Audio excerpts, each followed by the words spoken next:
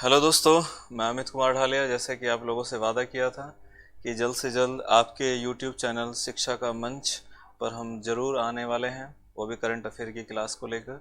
तो वो समय आ गया है और आपके समक्ष ये शिक्षा का मंच पर क्लास स्टार्ट हो गई है। तो बच्चों, जैसे कि आप लोगों को बोला गया था कि वीकली या फिर वीक में 2 या 3 बार क्लास, तो ये कंफर्म है कि अब क्लास कंटिन्यू होने वाली हैं। और जैसा कि बस थोड़ा सा अगर यहाँ पे मेंटेन कर लेना कि ज़्यादा से ज़्यादा मतलब बस इतना है कि थोड़ा सा टेक्निकली फेमिलियर मुझे होना है, तो मैं यहाँ पर हो जाऊँगा अभी चलते चलते ही, चीज़ों को करते करते। तो बच्चों, सिंपल सी बात है कि आज हम ये देखेंगे कि किस तरह के क्वेश्चंस यानी कि एग्ज़ाम में आपके आ सकते हैं। और प्लीज़ आप लोगों को ये भी बताना है कि जितनी मेहनत हो सकती है आप बस केवल मेहनत पर फोकस कीजिए। दूसरी चीज़ ये है कि जो भी यहाँ पर क्लास होगी उसकी पीडीएफ फाइल भी मेरे जो एक टेलीग्राम चैनल है जिसका नाम है current affairs by Amit Dhaliya, तो आप उसको ज्वाइन कर सकते हैं और उस पर हर एक चीज़, किसी भी पीडीएफ फाइल को वहाँ पर ले सकते हैं। और जो वीकली करंट अफेयर या फिर करंट अफेयर्स की फाइल जो भी यहाँ पर यूट्यूब चैनल पर जो क्लास होगी उसकी भी वहाँ पर आपको प्रोवाइड होती रहेगी। तो भविष्य के लिए जितनी भी चीज़ें होती हैं या जो जो भविष्य को बनाने के लिए काम आती हैं, बच्चों मेरी पूरी कोशिश रहेगी कि मैं ज़्यादा से ज़्यादा आप लोगों तक उस चीज़ को पहुंचा सकूं या फिर आप लोगों को उस लेवल तक की मैं आपको शिक्षा दे सकूं।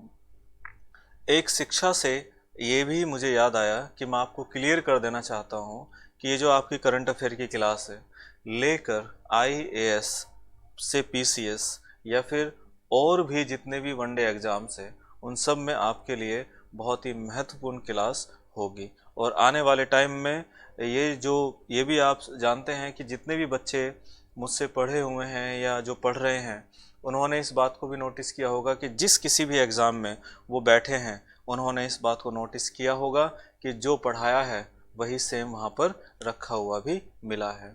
तो बच्चों, कोशिश करें और भरोसा रखें, भरोसा तोड़ा नहीं जाएगा, पूरी तरह से आपके साथ मिलेंगे। और चलिए इसी तरह से अब हम एक आगे के पड़ाव पर चलते हैं और क्वेश्चन को देख लेते हैं। तो देखिए बच्चों, जैसे कि आपकी स्क्रीन पर लिखा हुआ है कि पहला सवाल, भारत ने COP27 के दौरान किस देश के साथ लीड इट समिट की मेजबानी की है? तो ये तो आपको मालूम है कि उस देश का नाम है स्वीडन। स्वीडन उस देश का नाम है। तो बच्चों, ये तो आप जानते ही हैं कि स्वीडन तो है ही, लेकिन साथ साथ में इतना भी आपको पता होना चाहिए कि इसने भारत सरकार के साथ और भी बहुत सारे समझौते किए हैं जो कि आर्थिक लेवल को मजबूत करने के लिए हैं। ठीक है, वो चाहे क्लाइमेट से संबंधित हो, चाहे वो किसी भी अन्य चीज़ों से हो, चाहे एजुकेशन से हो या और भी बहुत सारी चीज़ों से हो। लेकिन फिलहाल इस क्वेश्चन की बात हो रही है तो हम यहीं पर ही बात कर लेते हैं। तो देखिए, COP27 के दौरान भारत और स्वीडन ने लीड इट समिट की मेजबानी की है। सितंबर 2019 में संयुक्त राष्ट्र जलवायु कार्यवाही शिखर सम्मेलन, बच्चों संयुक्त राष्ट्रीय जलवायु कार्यवाही शिखर सम्मेलन, इंग्लिश में बोलते हैं यूएन क्लाइमेट एक्शन समिट में स्वीडन को भारत की सरकारों द्वारा अब मैं इसको बताऊंगा कि ये चीज़ क्यों लिखा गया है, द्वारा लीड इट यानी कि लीडरशिप फॉर इंडस्ट्री ट्रांजिशन पहल शुरू की गई थी और यह विश्व आर्थिक मंच द्वारा समर्पित है। अर्थात ये जो विश्व आर्थिक मंच द्वारा समर्पित है, ये इस बात की पुष्टि करता है कि लीडरशिप फॉर इंडस्ट्रीज ट्रांजैक्शन को लेकर भारत के साथ साथ जो अंदर जितने भी राज्य हैं उन सभी सरकारों के द्वारा यह पूरी तरह से तैयार हैं कि जो विश्व स्तर पर कार्य होंगे उसको पूर्ण किया जाएगा। ये किसके साथ बोला है? स्वीडन के साथ बोला है। अभी हाल फिलहाल में आप लोगों को एक छोटी सी कि ये क्यों और किस लेवल तक होती है? सिंपल सी बात है बच्चों कि अभी हाल फिलहाल में देखा होगा आपने कि दुनिया का सबसे बड़ा कृषि मेला उत्तर प्रदेश के लखनऊ में किया गया, और वो करने का श्रेय केवल और केवल, या फिर हम कह सकते हैं एसोसिएट जो किया गया था, वो किया था जापान के साथ। लेकिन इसको प्रमोट या इस चीज को पूरी तरह से इसे फैलाने के लिए या इसको परमिशन देने के लिए भले से ही भारत सरकार ने इसके कदम उठाए हों, लेकिन राज्य सरकार भी कोई भी रही हो, उसने हमेशा से उसको आगे बढ़ाने के लिए कदम उठाया है और उठाना पड़ता भी है।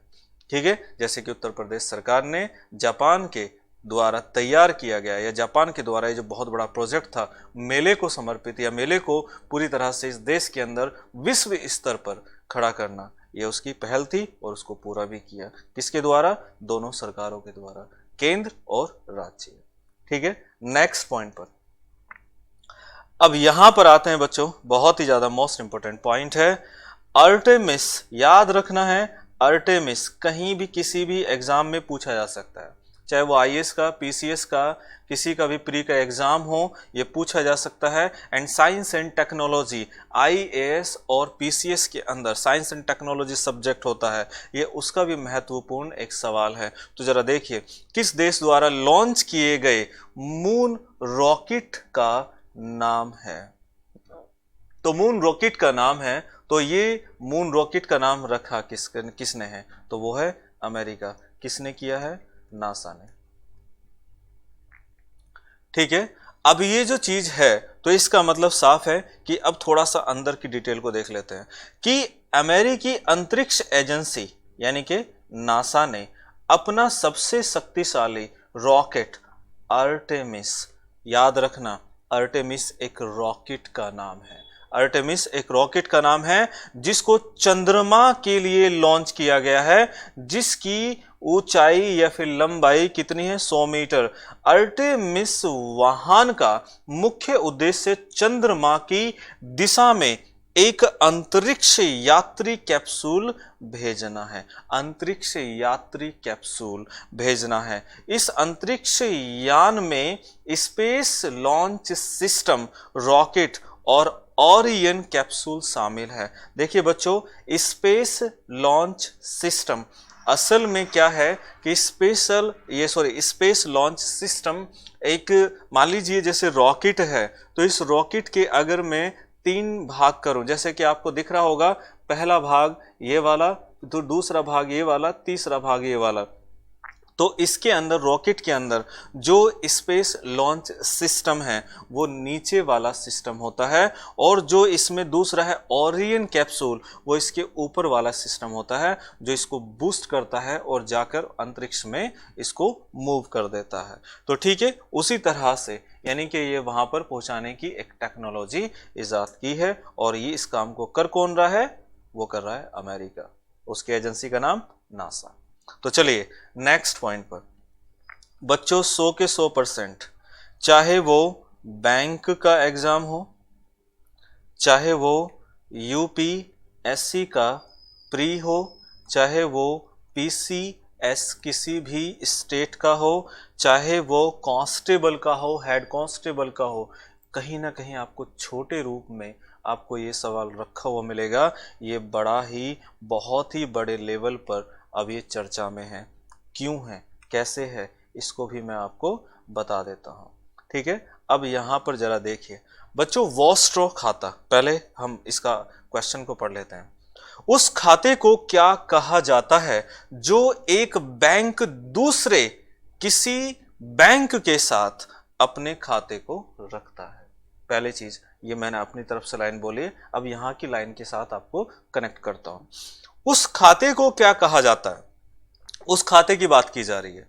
ठीक है, जो एक बैंक दूसरे बैंक, दूसरा मतलब विदेशी बैंक की बात हो रही है, यहां पर ब्रैकेट में देखिए विदेशी बैंक की बात हो रही है कि और रखता है। इसका मतलब यह है कि बच्चों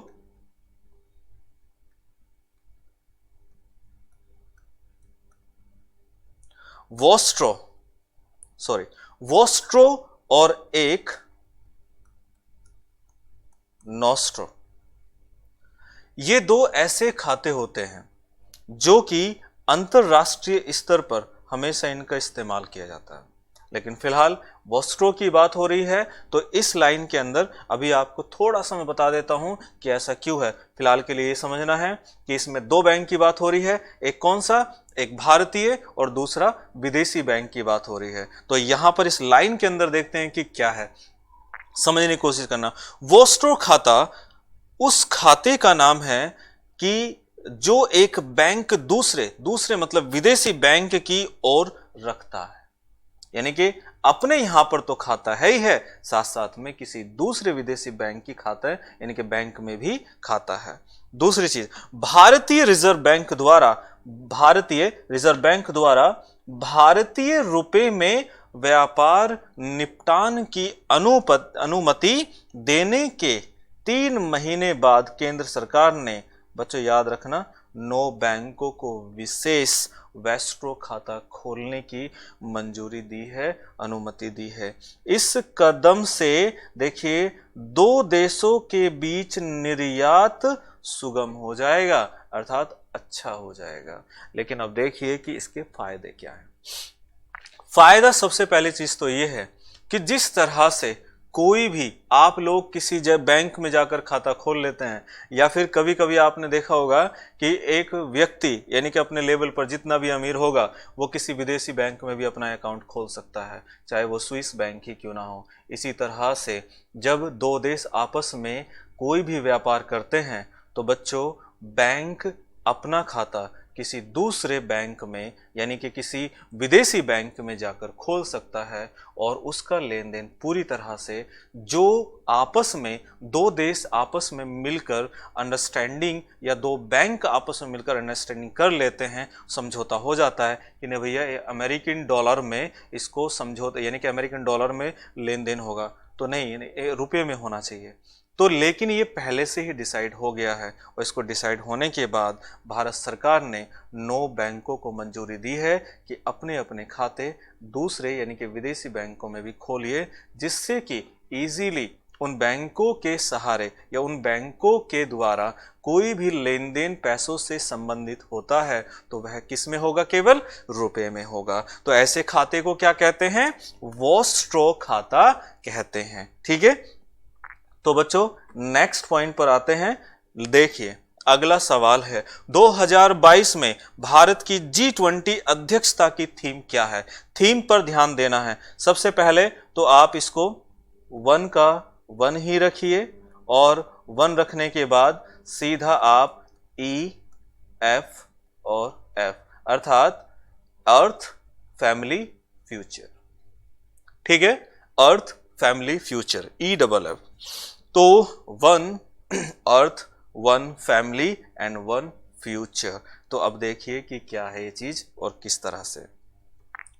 भारत दिसंबर 1 मई 2022 से इंडोनेशिया से पदभार ग्रहण करते हुए 1 वर्ष के लिए G20 अध्यक्षता ग्रहण करेगा। इसका मतलब यह है कि इंडोनेशिया के पास जो G20 के अंदर जो पहले अध्यक्षता चली आ रही थी, अब उसको ट्रांसफर कर दिया है किसके पास, मिस्टर मोदी के पास। मोदी किसका रिप्रेजेंट वहां पर कर रहा है, भारत का कर रहा है। तो इसका मतलब किसके पास अध्यक्षता पहुंच गई, भारत के पास अध्यक्षता पहुंच गई है। अब भारत 1 साल तक उसी पर ही काम करेगा, और वो कार्य डिसाइड हो चुके हैं किसके द्वारा, भारतीय अध्यक्षता के तहत। और उसने अपनी थीम बनाई है क्या, 1 अर्थ, 1 फैमिली एंड 1 फ्यूचर। जैसे कि एक जो अर्थ है उसी पर जितने भी देश, इस विश्व में जितने भी देश हैं वो सब एक फैमिली है,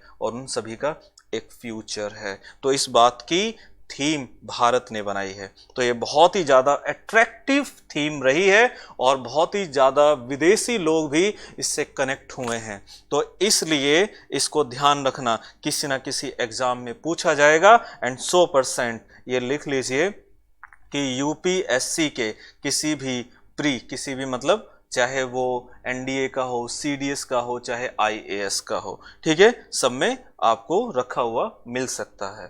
तो चलिए नेक्स्ट क्वेश्चन पर आते हैं। तो देखिए क्या है, इसमें कह रहा है कौन सा देश conference of the parties to CITES का मेजबान है। अर्थात ये बात कर रहा है कौन सा देश, यानी कि conference of the parties to CITES का मेजबानी है। ये एक क्या है, ये एक सम्मेलन का नाम है और इसकी मेजबानी कौन कर रहा है, तो वो है Panama.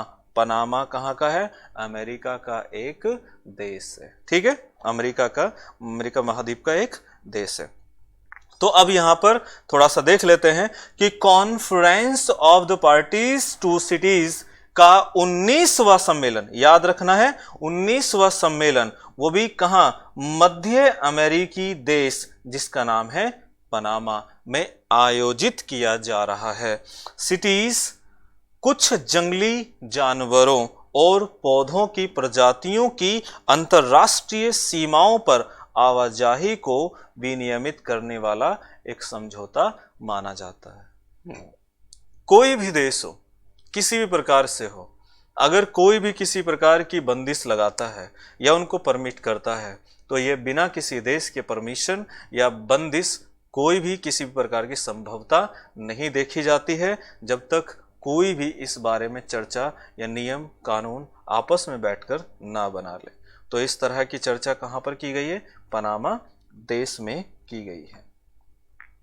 Next question, world population prospectus 2022 के अनुसार नवंबर 2022 तक विश्व की जनसंख्या कितनी है, कितनी है। तो ये माना जा रहा है कि इतनी है, लेकिन अब देखिए यूएन ने डिसाइड भी कर लिया है कि पूरे विश्व की जनसंख्या कितनी है, लेकिन सच्चाई ये है कि भारतीयों के लिए जो एक जनसंख्या की गणना जो कि सबको पता होनी चाहिए थी, अभी तक कोई भी किसी प्रकार का डेटा किसी के बीच नहीं आया है। लेकिन देखिए यूएन ने बता भी दिया है कि भारत की कितनी वर्तमान में है और आने वाले समय में कितनी हो सकती है। ठीक है, तो एक बार इस लाइन में हम नीचे की तरफ पढ़ लेते हैं और देख लेते हैं क्या है।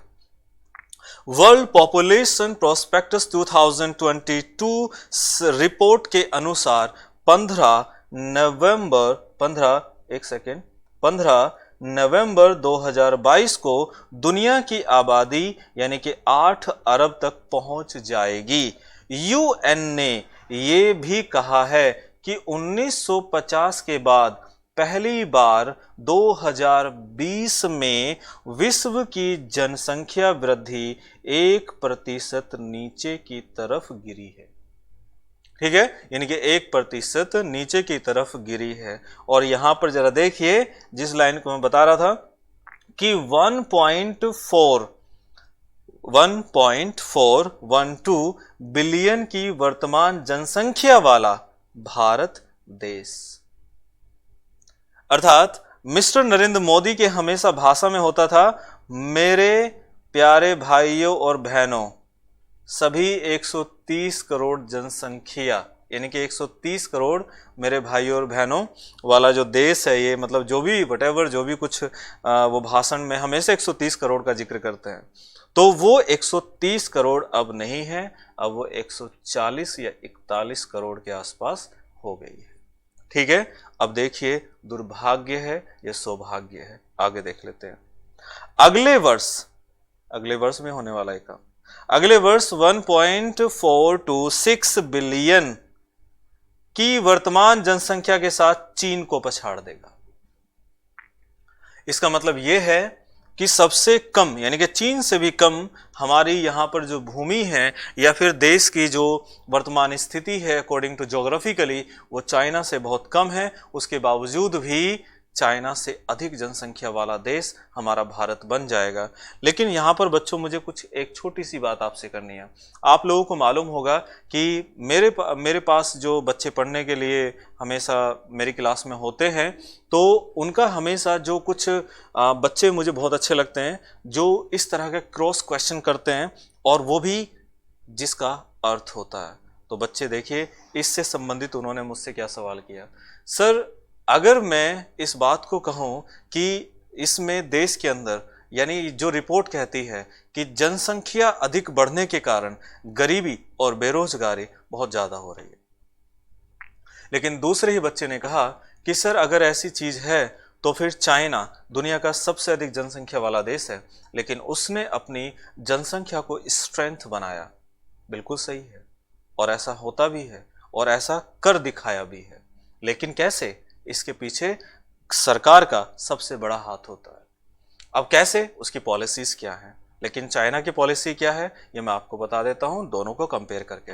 बच्चों क्लियर सी बात है, हमारे देश के अंदर जो एजुकेशन सिस्टम है वो कुछ इस लेवल का बनाया है जिससे कि ज़्यादा से ज़्यादा यहाँ पर इस देश के अंदर मैं ये कह सकता हूँ, और वो भी डंके की चोट पर, इस देश के अंदर सबसे बड़ी एजुकेशन जो एक विराट एजुकेशन है ये केवल लेबर मैन्युफैक्चर करते हैं। लेबर मैन्युफैक्चर, बस उसकी कैटेगरी थोड़ी सी हाई एंड लो हो जाती है। जैसे कि आईआईटी में थोड़े से बहुत ही उच्च कोटि के लेबर वहाँ पर मैन्युफैक्चर हो रहे होते हैं, या बहुत ही आईआईएम में अलग तरह के लेबर मैन्युफैक्चर हो रहे होते हैं, और जो कॉलेज हैं या इंजीनियरिंग कॉलेज हैं उनमें अलग लेबर तैयार हो रहे होते हैं, और जो अनपढ़ हैं वो लेबर अलग होती है और उसकी कैटेगरी अलग होती है, काम अलग होते हैं। लेकिन सच्चाई ये है कि मैं इस वर्ड का यूज क्यों कर रहा हूं, लेबर हैं इसीलिए ही तो वो नौकरी कर रहे हैं, काम कर रहे हैं किसी न किसी कंपनी में,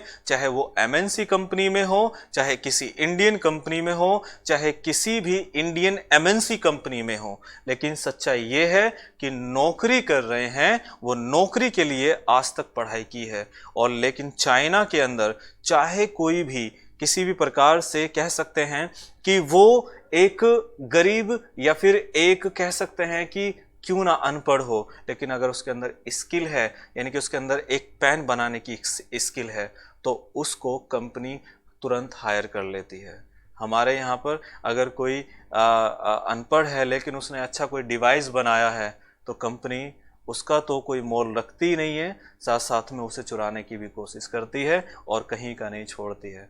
ये ऐसी लगता है, मतलब चीज़ें दिखती हैं, क्योंकि आप खुद देख सकते हैं कि कारों के हों, यानी कि अगर आपने अपनी कार की सर्विस कहीं बाहर करा ले तो आपकी वारंटी ख़त्म, क्योंकि आपने किसी अनपढ़ से या किसी अनऑथराइज्ड चीज़ों से कराया है। लेकिन ऑथराइज्ड कौन सी है? जो कंपनी ने यहाँ पर फिट करके दिया है। इसका मतलब आप किसके पीछे हैं? कंपनी के पीछे हैं। और कंपनी की लेबर वो सब आप लोग जानते ही हैं, हम लोग ही हैं। ठीक है, तो आगे चलते हैं और नेक्स्ट पॉइंट पर चलते हैं कि देखते हैं क्या है अगला सवाल।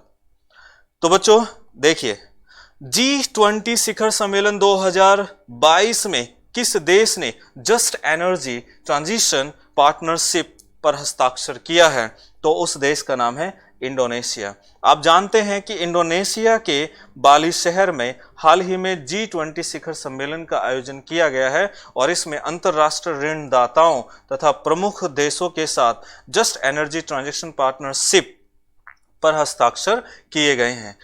20 बिलियन अमेरिकी डॉलर का यह समझौता देशों को या अन्य देशों को अक्षय ऊर्जा इसको प्रयोग में बढ़ाने के लिए एक अलग रूप दिया गया है। इससे क्या होगा कि कोयले पर जो निर्भरता है वो समाप्त होने लगेगी। अर्थात जो हम कोयले पर निर्भर रहते हैं या देश दूसरे हैं कोयले पर निर्भर रहते हैं, वो किस पर हो जाएंगे? अक्षय ऊर्जा पर निर्भर हो जाएंगे। इसमें मदद के लिए भी ये बोला गया है, किसके द्वारा? अमेरिका के द्वारा। यहाँ पर मेंशन नहीं है लेकिन बता रहा हूं मैं। चलिए नेक्स्ट क्वेश्चन।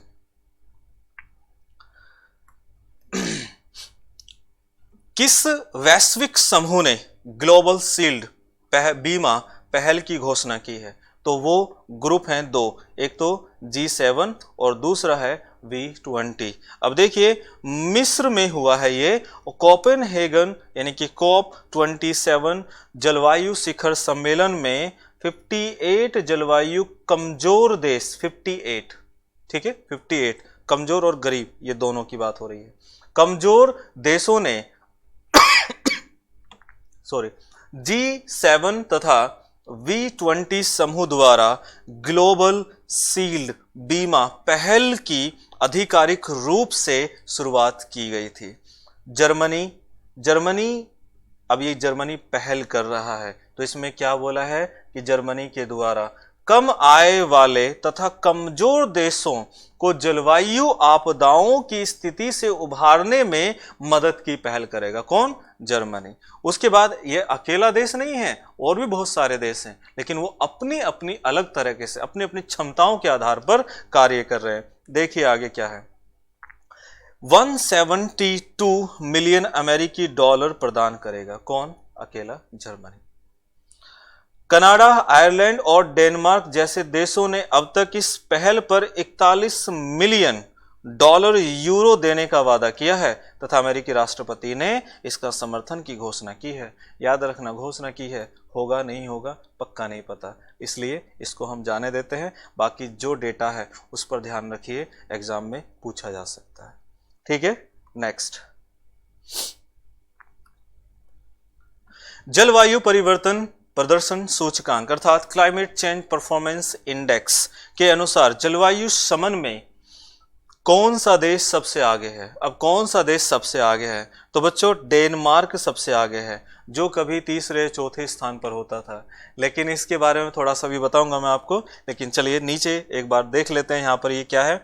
जलवायु परिवर्तन प्रदर्शन सूचकांक अर्थात क्लाइमेट चेंज परफॉर्मेंस इंडेक्स के अनुसार जलवायु परिवर्तन में सबसे आगे डेनमार्क बना हुआ है। सबसे आगे डेनमार्क बना हुआ है। दूसरा लाइन, डेनमार्क एकमात्र ऐसा देश है जिसकी उच्च राष्ट्रीय तथा बहुत उच्च श्रेणी की अंतरराष्ट्रीय जलवायु नीति है। राष्ट्रीय स्तर की भी सबसे उच्च कोटि वाली नीति और अंतरराष्ट्रीय स्तर की भी सबसे उच्च कोटि वाली नीति जलवायु के परिप्रेक्ष्य में सबसे मोस्ट बेस्ट है, यानी कि मोस्ट इंपॉर्टेंट भी है और बहुत ही ज्यादा बेस्ट इसकी पॉलिसी है कि कोई भी देश पहले से तीसरे स्थान पर नहीं है, जबकि डेनमार्क चौथे पर है। अब यहां पर डेनमार्क चौथे पर है, ये अब की बात नहीं, थोड़ा सा मिसप्रिंट इसमें हुआ है, लेकिन ये कभी चौथे स्थान पर था, जो कि जिसके बाद स्वीडन आता है और भारत अब वर्तमान में 8वें स्थान पर है।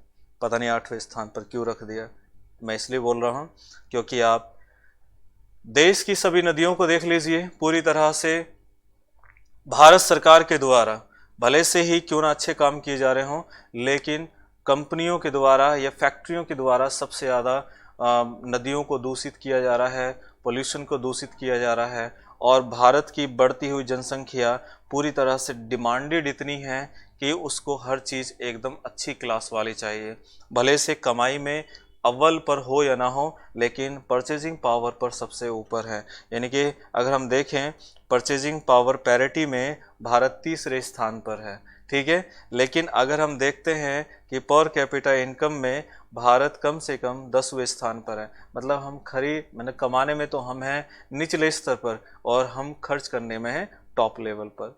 तो जाहिर सी बात है कि सेविंग तो हमारे पास होने की है नहीं, क्योंकि हमें चाहिए आईफोन। अब कमाई तो है 10-15 हज़ार की, लेकिन लाख वाला फ़ोन चाहिए, ठीक है। तो इसी वजह से अब आप देख सकते हैं कि देश के अंदर बहुत ऐसी चीज़ें हैं जो गाड़ियों की वजह से ज़्यादा हो रहा है या कुछ भी समझ लीजिए, इसलिए भारत सरकार ने सोलर को ज़्यादा प्रायोरिटी पर रखा है और ये आज काम भी बहुत ज़्यादा कर रहा है। भारत सरकार इस पर सब्सिडी भी दे रही है। तो नेक्स्ट क्वेश्चन देख लेते हैं। कौन सी भारतीय सशस्त्र बल प्रस्थान संरचित अभ्यास आयोजित करती है या करता है? तो जो कर रहा है तो उसका नाम है नौसेना, भारतीय नौसेना। अब देखिए कि यहां पर क्या है बच्चों, सिंपल सी बात है। मान लीजिए इंडिया का ये वाला हिस्सा है, ये वाला जो हिस्सा है जो कि समुद्र से घिरा हुआ है। सबसे पहले तो मैं आपको ये बता देना चाहता हूं कि कभी भी जब भी कोई भी युद्ध अभ्यास होगा, वह हमेशा एक टर्म इसमें यूज किया गया है, अपतटीय। अपतटीय क्या होता है बच्चों? किसी भी राष्ट्रीय सीमा से बाहर की सीमा में किया जाने वाला कोई भी कार्य अपतटीय वर्ग या अपतटीय चीज़ों को कहा जाता है और इसी चीज़ को अपतटीय यानी कि ऑफशोर इसको कहा जाता है एसेट्स यानी कि संपत्ति। यहाँ पर आराम से कोई भी किसी प्रकार का कोई भी जो भी एक बहुत ही खतरनाक लेवल पर हम हथियार यूज़ करते हैं वो यहाँ पर ही करते हैं, इसी स्थान पर करते हैं।